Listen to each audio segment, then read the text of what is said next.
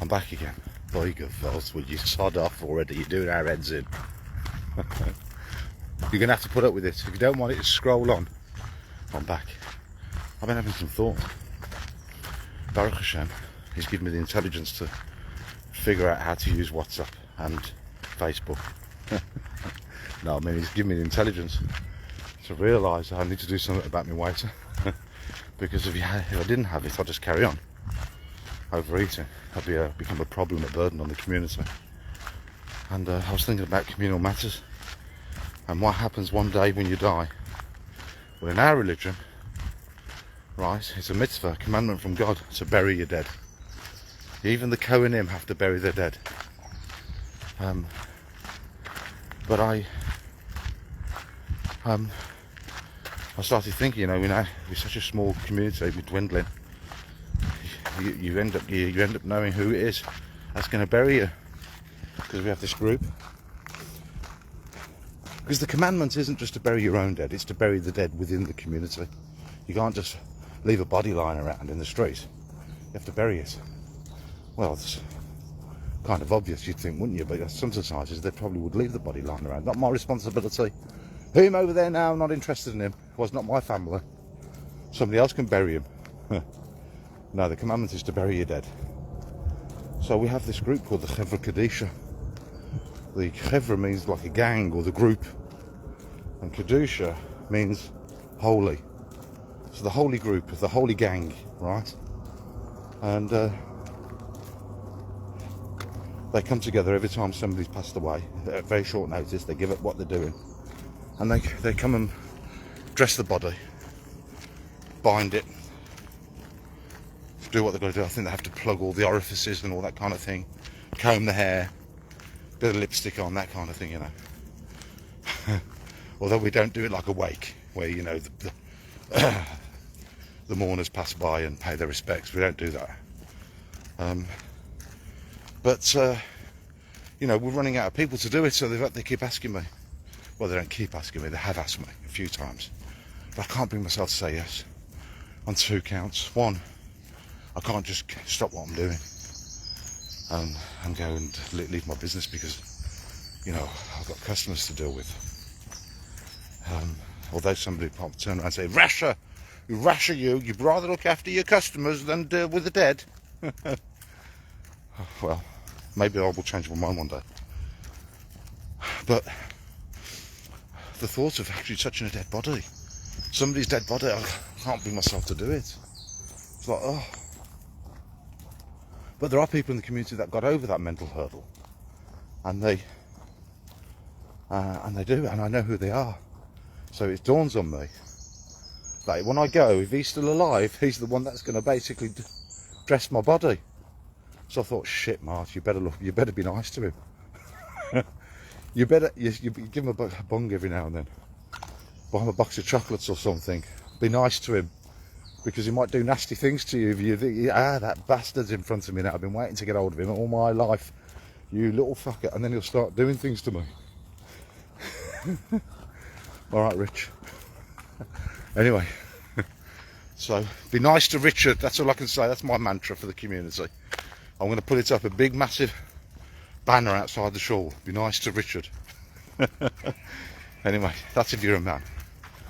Anyway, I've been thinking about the last couple of days. Everyone's got an opinion on what you should do for your diet. Even I have. On what you should do. I'm not advocating what you should do. I'm just telling you what works for me. But, I see people on my journey, frequent people, like when I go to Aldi. I see people, they check out a chick. Hello, love, how you doing? All right? She goes, oh, hello. I said, I've started a diet. She goes, have you? I said, yeah, I'm doing keto. Oh, what's that? I said, intermittent fasting, 2 meals a day. Oh, you shouldn't do that. I said, no, I'm doing it because I'm pre-diabetic. I'm diabetic, she said. I said, all right. She said, yeah, no, the doctor said you have to eat three meals a day. I said, no. I said, it's not working for me, 3 meals. I said, I need to reduce what I'm taking in, what I'm eating. And for me, one way to do that is to reduce 3 meals to 2, and to eat those meals closer together so that I give my body a chance to absorb the nutrients and the calories or whatever, and allow my body to breathe. And I started thinking about it. But you know you're doing it wrong. I'm not doing it wrong. I'm doing what's right for me. This is what I can manage. This is what's inspired me. This is what I'm trying. My next door neighbour said the same thing. Nah, keto's bad for you. Well, I sprinted across the yard. I said, how do you explain that? Where I'm getting that energy from? And he knows, because he saw, for the last couple of years, all he's doing is see me limping all over the place with my arthritis in my knees. I mean, look at me, I'm walking around Hedgebaston Reservoir now. I'm not limping at the moment, am I? Anyway, but it got me thinking about, why is there always something got to come to aeroplane? I just think they're all going off on holiday, somewhere nice, Cyprus, lying in the sun, salads, olive oils, olives, ooh. Anyway, so this is the concept of fasting, you know. Hello, good morning, how are you? You right? Not so bad, did you? Yes, not so bad, sir. He's just a Tai Chi master. I don't really like him. Anyway, I don't like him, he's alright, he's just like one of those. Another one that wants to tell you what to do. Anyway, where was I? Yeah, fasting. As you know, well, some of you might know, in our religion we fast. We have the fast of Gedalia, fast on Yom Kippur, and when it comes around to those days and everything, because God says you've got to fast. Nah, can't do it. Any other time you can fast. What's that about? It's like willfully going against God. But anyway, no, fasting isn't a problem. And I did some research on it. I went on YouTube to read about fasting, about what's the health benefits and what's the downside, you know. There are some people that do like a 30-day fast. They don't eat for 30 days, just drink water. And they're before and afterwards, before and after shots, or one like a shot every day. And you see this transformation in their face, especially with the water fast. It's incredible how their complexion clears up, and their eyes sparkle, and they lose weight in their face and everything. Amazing, incredible. And then I came across this documentary, genuine documentary. It's on YouTube. It's set in Russia. It was a Russian experiment from the 30s. It started off with a doctor who was assigned to a ward, and in this ward was a guy who just lay there on the bed and wouldn't move, couldn't move. No one could communicate with him, he wouldn't speak, and he absolutely refused to eat. And they tried to force feed him, and every time they tried to feed him, the mealtime, it was a massive effort. They couldn't do it.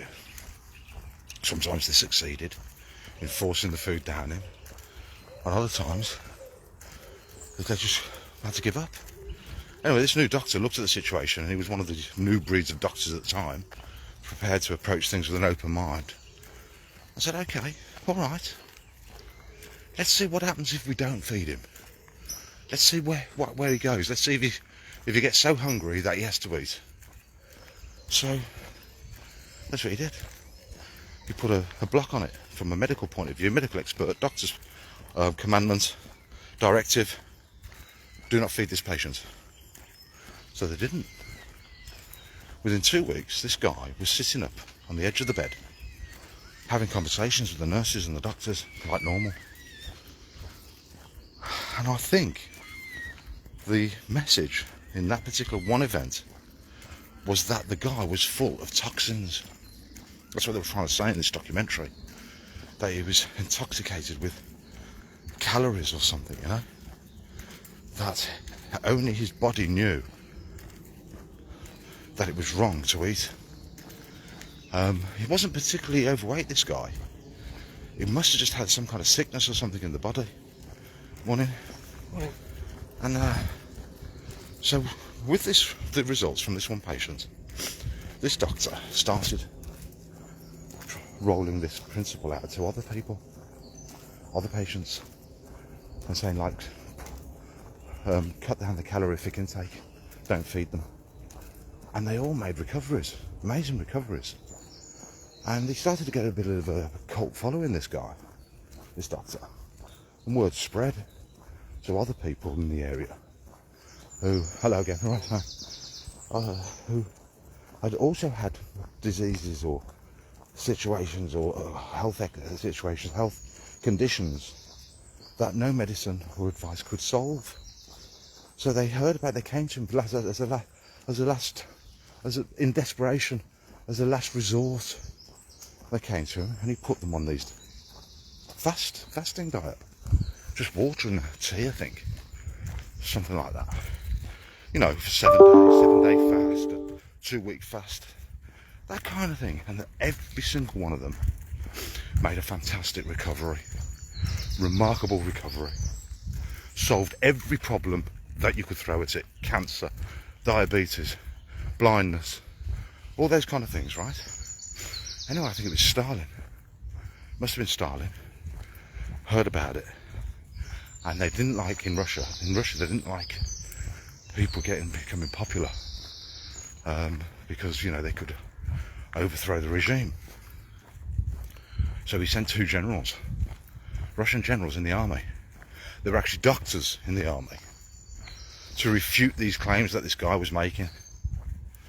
And they went along and they did their investigation and made their observations, because these observations, these results were being reported as miracles.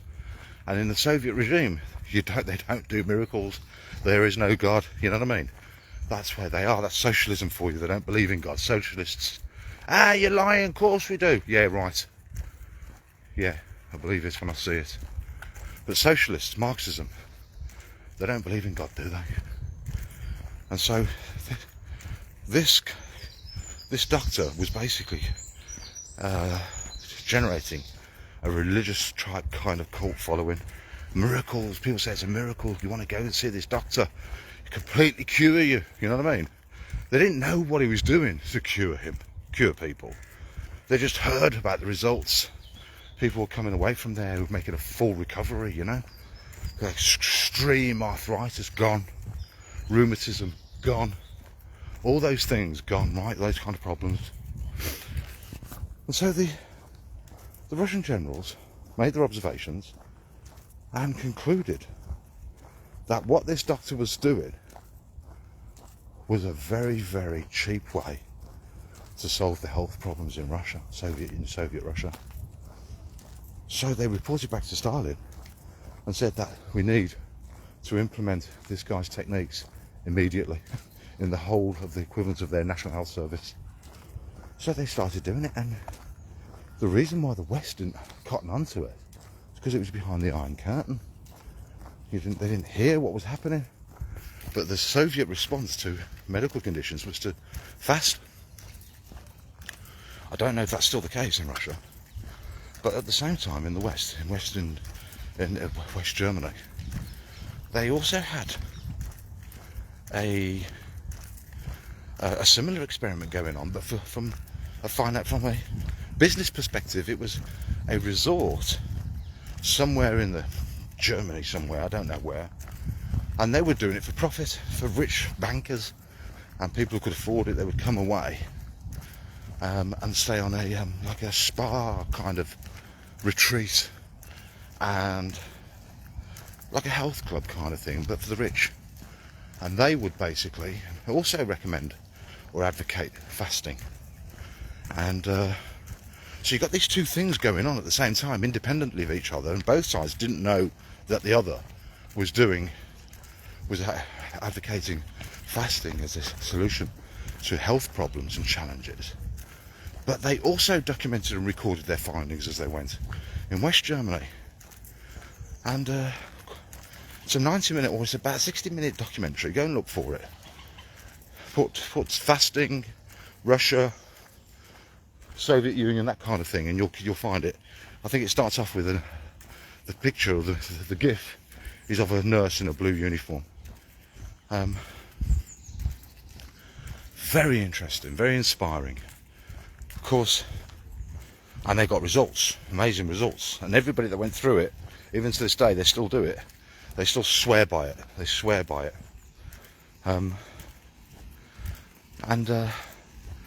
I rather suspect that the process of fasting basically just detoxifies the body.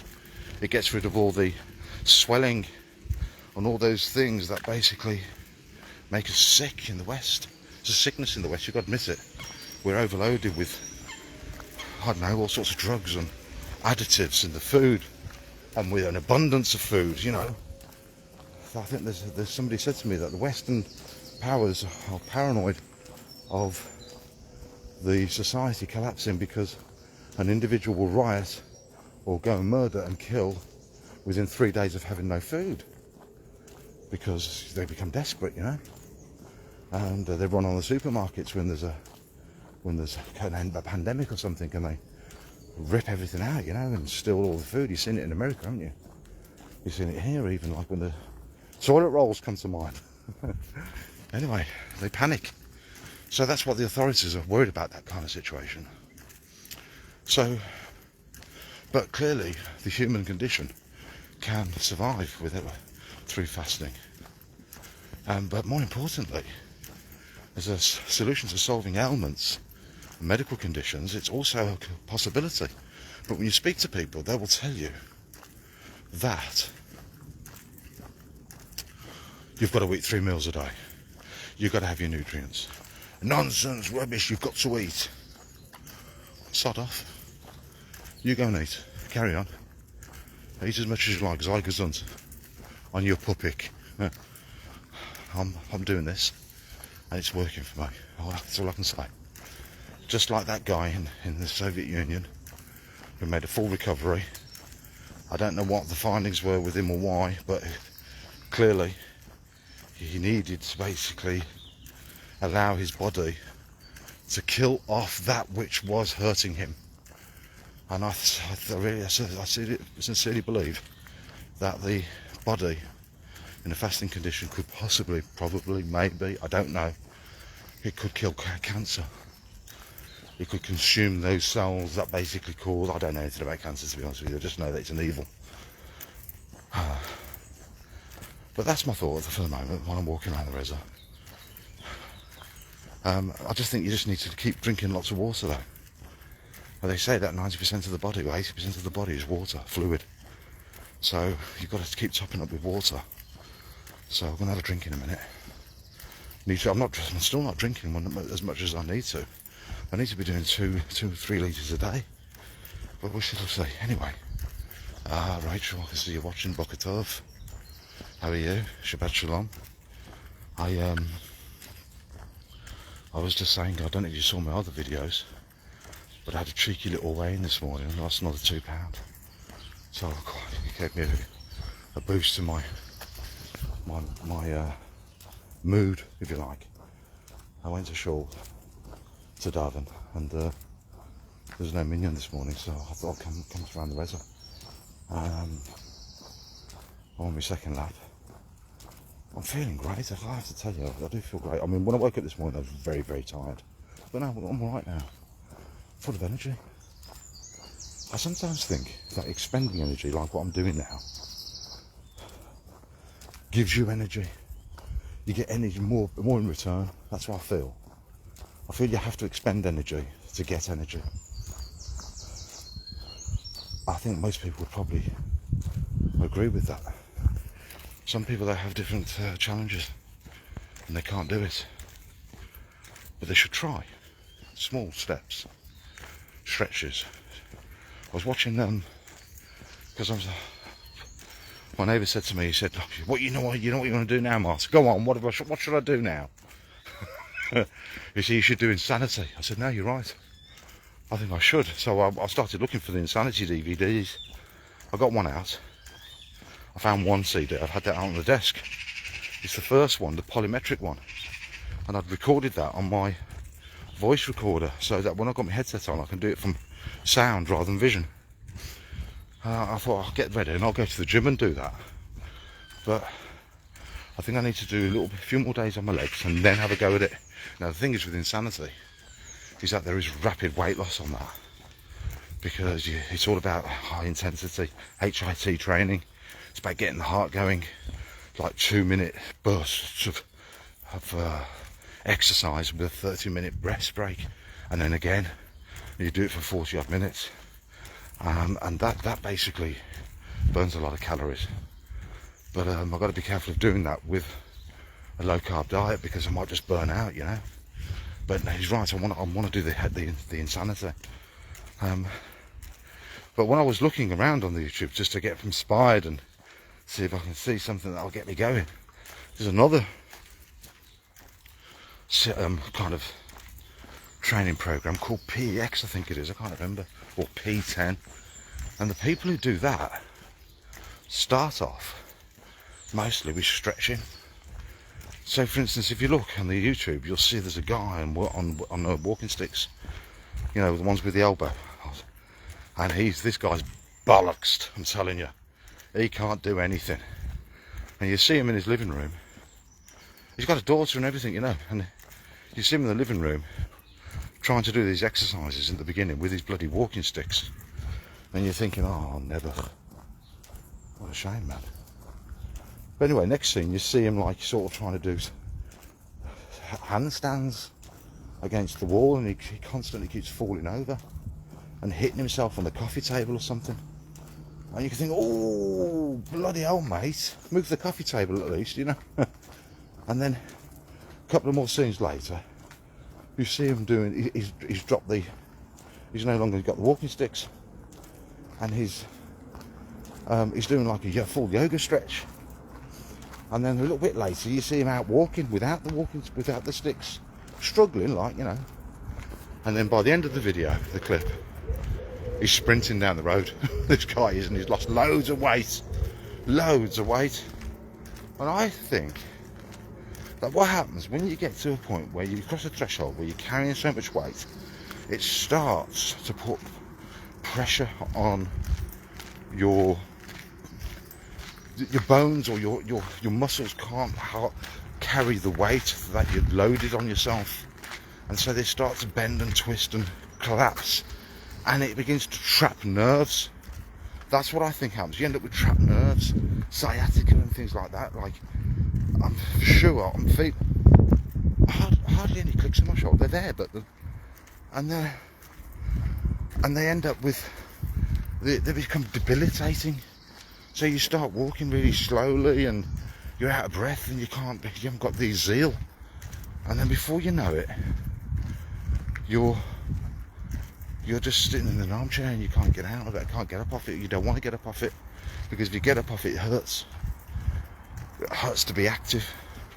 So you think you've got arthritis and things like that. You go to the doctor, and the doctor goes, yeah, you're right. They are. Take this tablet, take that tablet. This will kill the pain. And they're just prescribing solutions for pain killing. They're not giving you solutions to address the root cause of the problem, which is psychological. They're not that. So basically, you got to get off your backside and do something. It hurts at first, for sure. It hurts. It's painful. It requires effort.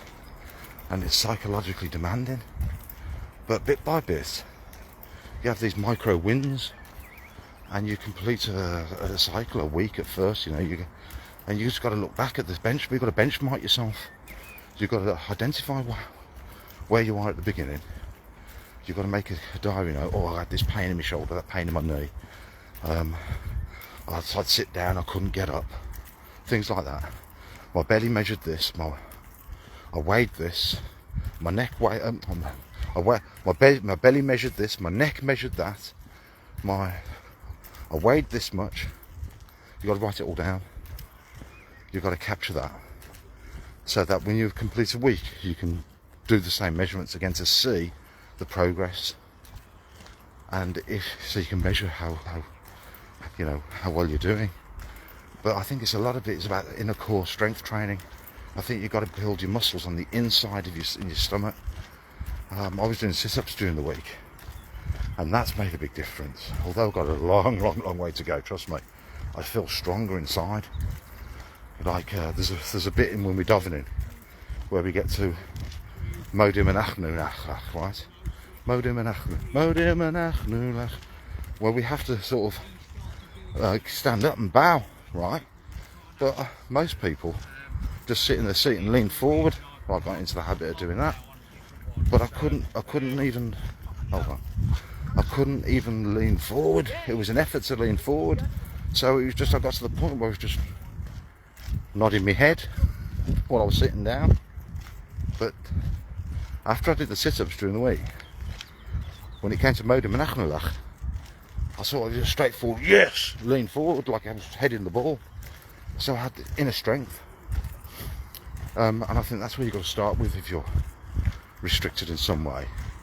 And that means pushing yourself to do some kind of yoga. Get a yoga mat out on the floor and look on YouTube and find a move or an exercise that you can do to strengthen your inner core, where your belly is inside the muscle. Start with that, because I think that basically makes a big world of difference to you. It happens to be also in the womb or in the stomach. It's I think the Hindus or the Buddhists call it a second brain or a third brain or something like that. The chakra. Indeed, if you look on the Kabbalah tree, you'll see that that's where one of the, I think it's the lower kingdom. You've got Malchus at the top. Then you've Chesed and Gevura on the sides, and then one further down where the belly is. Can't remember what it's called. Hod, maybe, I don't know. But it's one of the energy sources of energy. It's an energy centre. It's got wisdom in its own right. It can receive wisdom. Work on that part of your body. Sit-ups or something. Small ones. 3 or 4 to start with. Have a break. Leave the mat on the floor. Go away, do something else, lie down. Get up and go and do another 3. And just keep doing that every day. Do it 20 times throughout the day. 3, 4 little ones at a time. Proper ones, meaningful ones. Ones where it starts to hurt a little bit. Just keep doing it until you feel strong enough to increase it, then double it to 6, then try and do your first 10. And when you've done 10, think to yourself, okay, if I can do 10 there, let's go for 100. I'll do 10 lots of 10 throughout the day. That's the target. But I'm not going to kill myself to get there. I'm just going to do it if I feel as if I can do it. And before you know it, you'll be doing 100 sit-ups a day, every day, and you'll get the benefits from it. Just try that. And then just press-ups, same concept. Start with your knees, just kneel down, go down onto your hands, and then just put micro ones, little ones, not big ones, just 3 or 4 little, and go down until it starts to hurt, and then push yourself up slowly. Not like short, sharp ones, because that's not the way to do it. You'll hurt yourself that way. Just slow and meaningful. And if you can do a couple of those, you can do a couple of more the next day. And do that. So when you go and get down on your mat, 3 sit-ups, 3 press-ups. Leave them out on the floor, walk away. Half an hour later, go back and do another 3 of each. Just keep doing that all day. And keep doing it. Get into it and enjoy it. And if it hurts, enjoy it. Enjoy the pain. And if it knackers you out, go to bed and lie down. And just let the body do what it's got to do to repair the pain. Drink water. Water helps. Just keep doing it and keep doing it and keep doing it. Anyway, Chevre, Rachel, I've got to go. I need to hear what's the pishachs. Atidati maze pishachs. This is Yiddish for a piss. I need a wee.